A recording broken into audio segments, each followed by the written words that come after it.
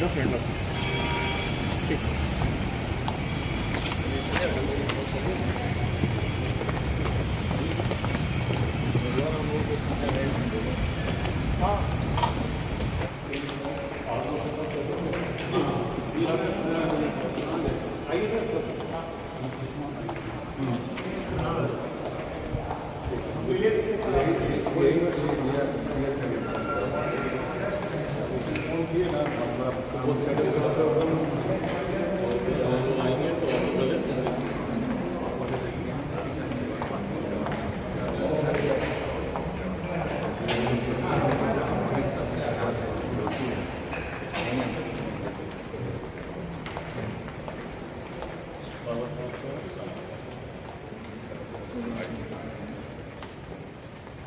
बना हुआ है।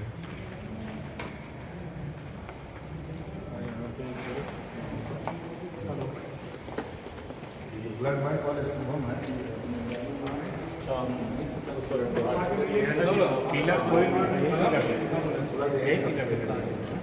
इसमें बात लग रहा है।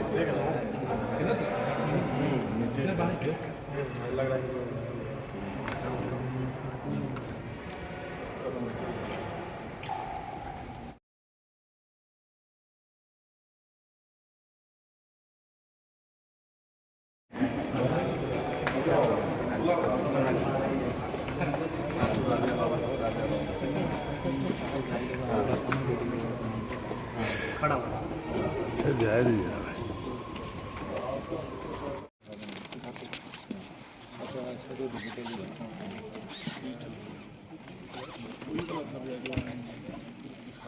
हाँ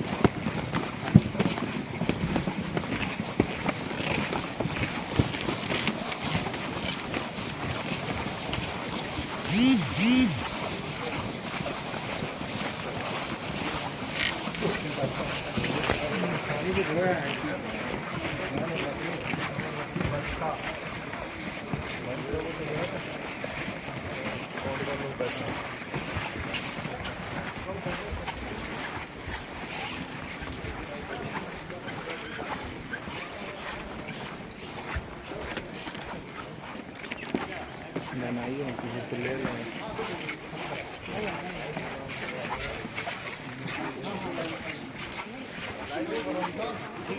हाँ क्या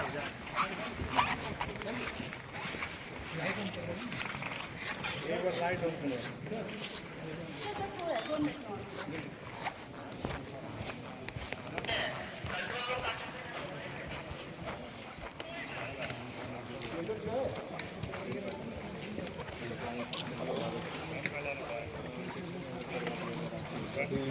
जरूर है वो जो ट्रायंगल वाला है ना उसमें प्रिंट आउट लेके लास्ट टेबल वाला वो तो फ्रंट हाँ सब पे अच्छा कुर्सी पे ठीक ठीक सीक्वेंस में जाके प्रिंट वाला बैक शॉट कुछ विजुअल में हाँ हाँ तो प्रिंट में वो लाके बात किया हाँ वही अपना वो वाला ठीक है हमको फॉरवर्ड करूँगा हाँ ठीक है ठीक है हमको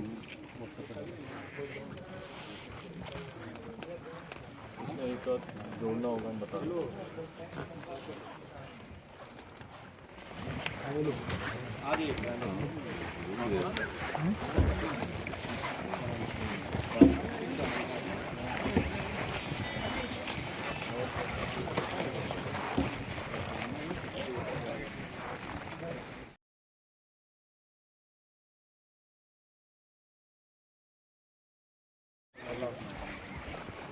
बस संचालन स्टार्ट हो जाए टाइम से जो बच्चा लोग हैं आए जो आए बोलते जाए जो क्रम निश्चित करना शाम को बैठ कर हमको बोलने का समय दे दीजिए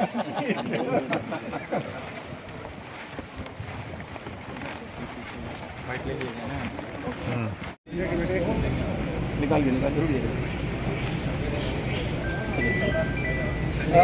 आप लोग अम्बेडकर जयंती मनाने जा रहे हैं, क्या कुछ पार्टी की तरफ से प्रस्ताव होगा जो पारित किया जाएगा? सबसे इम्पोर्टेंट ये है। देखिए, यकीनन कई ऐसे प्रस्ताव हैं, कई राजनीतिक प्रस्ताव भी हैं।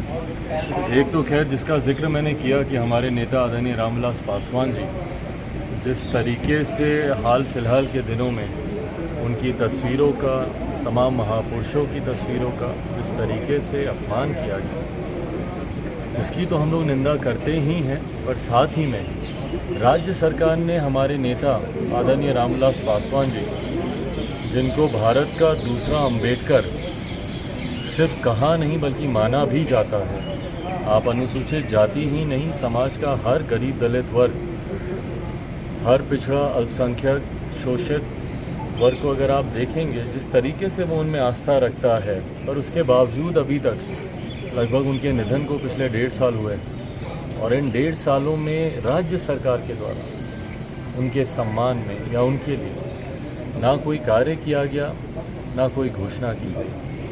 जहाँ एक तरफ केंद्र सरकार के द्वारा उनको पद्म भूषण, देश के सर्वोच्च सम्मानों में से एक, उनको दिया गया, राज्य सरकार के द्वारा इस तरीके की उदासीनता, हम लोग लंबे समय से हम लोग प्रयासरत थे।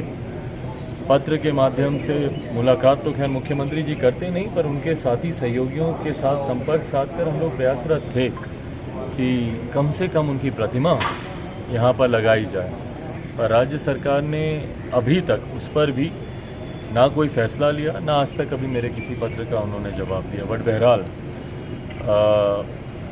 अब और ज़्यादा इंतज़ार करना सरकार के द्वारा ये लोक जनशक्ति पार्टी रामविलास के कार्यकर्ताओं को मंजूर नहीं है। हम लोगों ने फैसला लिया है और उस फैसले की जानकारी आज लिखित तौर पर मैंने पत्र के माध्यम से मुख्यमंत्री नीतीश कुमार जी के साथ भी मैंने साझा की है और उनसे मैंने उनको बताया है कि भैया हम लोग तो बिहार के 38 जिलों में अब लगाने जा रहे हैं और जिसकी शुरुआत हम लोग सबसे पहले हमारे नेता आदरणीय रामविलास पासवान जी के जयंती दिवस से 5 जुलाई को हाजीपुर में उनकी मूर्ति लगाकर करेंगे और 8 अक्टूबर को शहर बन्नी खगड़िया में हमारा पैतृक गांव, वहां पर हम लोग उनकी मूर्ति लगाएंगे और इस दौरान बिहार के 38 जिलों में ये कार्यक्रम चलेगा। इसमें यकीनन राज्य सरकार से भी सहयोग की ज़रूरत होती है, NOCs वगैरह, दुनिया भर की परमिशंस। उसके लिए मैंने आज पुनः एक पत्र लिखा है और आग्रह किया है कि भाई अगर एक बार मुख्यमंत्री मिलने का समय दें तो हम लोग मिलना चाहेंगे। तो यकीनन कल एक संकल्प के तौर पर इसको तो लिया ही जाएगा, बट हाँ कई और ऐसे राजनीतिक प्रस्ताव हैं जिसको कल इस सभा में पारित किया जाएगा। एक सवाल बहुत अहम है, कल अम्बेडकर जयंती है और तेज प्रताप यादव कल से एक बड़ी मुहिम चला रहे हैं। वो चाहते हैं कि बिहार में गुटखा एक तरह से बैन हो, बाज़ारों में ना बिके, क्योंकि युवा जो है वो शिकार हो रहे हैं। क्या कहेंगे इसमें? नहीं, बिल्कुल भाई, ऐसे जितने भी पदार्थ हैं यकीनन उसको बैन किया जाना चाहिए। सिर्फ शराबबंदी अकेले ही क्यों, पर इसके लिए राज्य सरकार कोई फैसला लेगी, मुझे पता नहीं। मैं किसी पे व्यक्तिगत टिप्पणी नहीं कर रहा, बट कई उन्हीं के नेता हैं जिनके टेबल पर, जनता दल यूनाइटेड की बात कर रहा हूँ, जिनके टेबल की वो तस्वीरें वायरल हुई थी, जो खुद संभवतः इसका सेवन करते होंगे। बट हाँ, इन तमाम चीज़ों से, ऐसे पदार्थ जो हानिकारक हैं, जो सेहत को नुकसान देते हैं, जिसमें सिर्फ एकमात्र शराबबंदी ही नहीं है, सिर्फ शराब ही नहीं है, और भी कई ऐसी चीज़ें हैं। तो जब मुख्यमंत्री जी महापापियों का जिक्र करते हैं तो उसमें ये भी तमाम कैटेगरीज को जोड़ लें और एक ही साथ सबको बैन करें। कहाँ से लोग आ रहे हैं, कितने लोग आ रहे हैं? भाई बिहार के हर एक ज़िले से, संभवतः हर एक पंचायत से लोग आ रहे हैं। संख्या में मैं इसको बांधना नहीं चाहूँगा, पर यकीनन एक भव्य कार्यक्रम होगा। पहले मिले उसको नहीं मिली संख्या सरकार ने नहीं दिया। हाँ, ऑफकोर्स सरकार ने नहीं दी, सरकार देता। जदयू कार्यालय के बगल में था। अब वही, अब उनको दिक्कत होगी। आजकल लाउड स्पीकर की दिक्कतें कईयों को होती हैं, तो हो सकता है उनको भी दिक्कत होगी कि भाई बगल में भाषण चलेगा। अच्छा, लाउड स्पीकर वाला मुद्दा खूब चल रहा है चिराग जी, अभी मस्जिदों से लाउड स्पीकर उतरवाने का, इस पर क्या कहना है?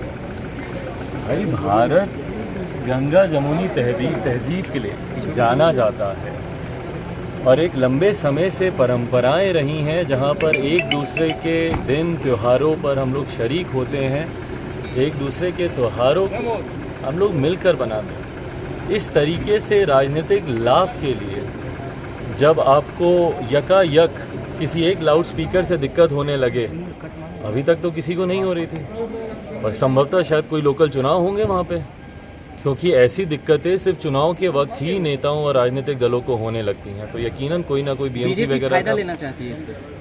भाई फ़ायदे नुकसान की बात नहीं है, इसमें देश बढ़ता है, देश बर्बाद होता है। जैसा मैंने कहा कि हमारा देश जाना जाता है भैया यूनिटी इन डाइवर्सिटी के लिए, हमारा देश जाना जाता है गंगा जमुनी तहजीब के लिए। इन तमाम चीज़ों में जब इस तरीके से बिखराव आता है, भाई यही तो खूबसूरती है। कहीं नमाज की अजान चलती है, कहीं नवरात्रों में आरती का शोर होता है, तो ये तमाम चीज़ें माहौल बनाती हैं देश का। इसमें बिना मतलब कि इन सब राजनीति, और जैसा मैंने कहा भाई मेरी तो लड़ाई और बहुत बड़ी है जी, मुझे तो बिहार को विकसित बनाना, मैं इन सब राजनीति खड़गांव में जो है जो आरोपी थे रामनवमी हिंसा में जो आरोपी थे, उनका घर पर बुलडोजर चला है। खड़गांव मध्य बदले प्रदेश। की भावना, बदले की भावना सरकार करती है, यही काम तो करती है, बदले की भावना। थैंक यू, धन्यवाद। चलिए हो गया। मार के देखिए कुछ बड़े के लिए मारिया